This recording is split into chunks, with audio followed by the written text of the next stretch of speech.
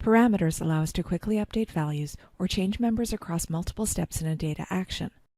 By defining a parameter as a prompt, we give users the ability to enter or change a parameter value directly in a story. We can set parameters for both the source and target scope in an advanced formulas action, or for copy rules in a copy action or cross-model copy action. A default parameter is created automatically for the target version, but we can add other parameters to represent numbers or dimension members. In our first example, we'll create a copy action to copy data from one period to another. Instead of choosing a fixed member in the source scope of the copy rule, we want to use a parameter. When creating the parameter, keep in mind that it must meet the requirements of the fields where we want to use it. For the field in the source scope of a copy rule, for example, we need to use the same default model and same dimension as in the copy action, and we need to allow single selection only. We'll create a new parameter called copyFrom based on these requirements.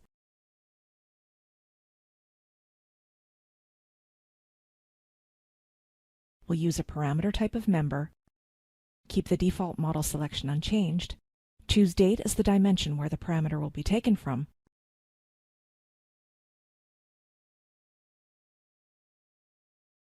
and define the cardinality as single to allow one prompt value only. Note that if we wanted to allow multiple prompt values, we would choose any instead.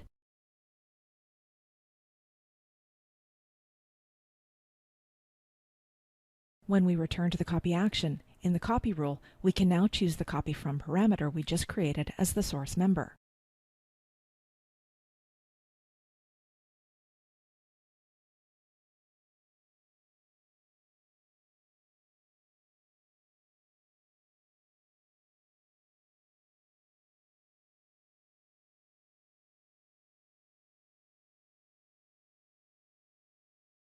Now we've finished creating the copy action. In our second example, we want to create and use parameters in an advanced formulas action to calculate the depreciation values for different assets in 2019 based on their useful lifespan. In the data action, we'll create two parameters, one for the assets and one for the useful life of the assets. First, we'll add the asset parameter,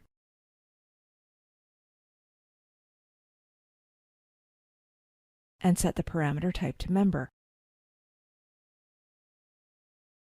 As this parameter represents an asset dimension member, we'll select the asset dimension from the list. In the cardinality area, we'll choose any to allow one or more prompt values. In the hierarchy area, we'll specify the hierarchy as H1 and restrict the selection in the hierarchy to the leaf level.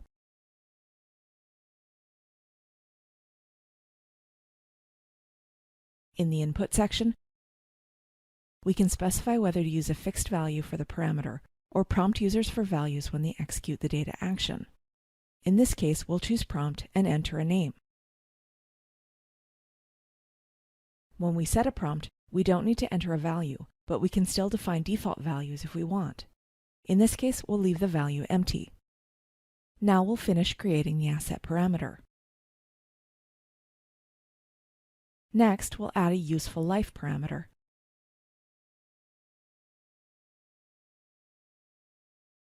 We'll set the parameter type as number. In the input section, we'll use the prompt input type again and enter a name.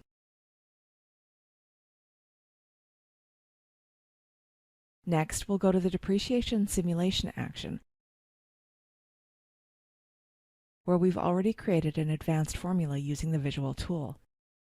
This formula calculates the depreciation value of the asset Equipment 1 by its useful life. In the first condition, we locate the month when the equipment was purchased and calculate and fill in the opening balance, depreciation value, and residual booked value for that month.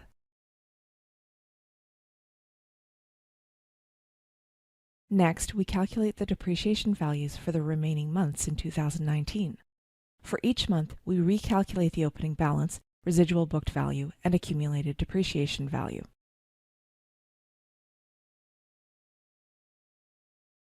In this case, we don't want to restrict the asset to just Equipment 1. Instead, we want to calculate the accumulated depreciation value of each asset based on its unique useful life. So we'll replace the member equipment 1 with the asset parameter we just created.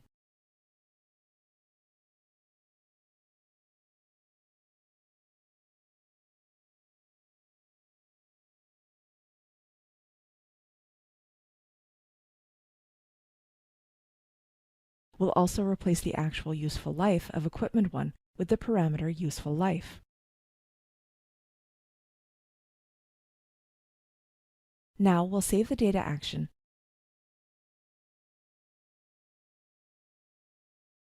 and add the data action trigger depreciation simulation to the story.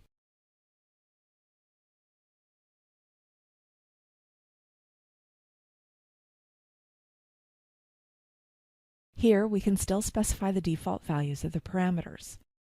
If we've already set the default value for a parameter in the data action, we can change the default by clicking Link and editing the value in the panel.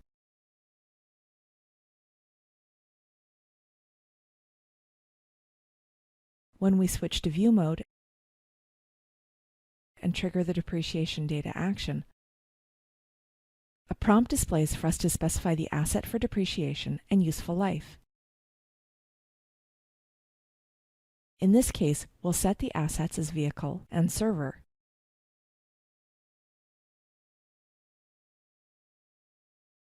And enter 24 months as the useful life. When we run the action, the values update based on the prompt values we entered. Now we'll trigger the data action again, this time choosing machine as the asset,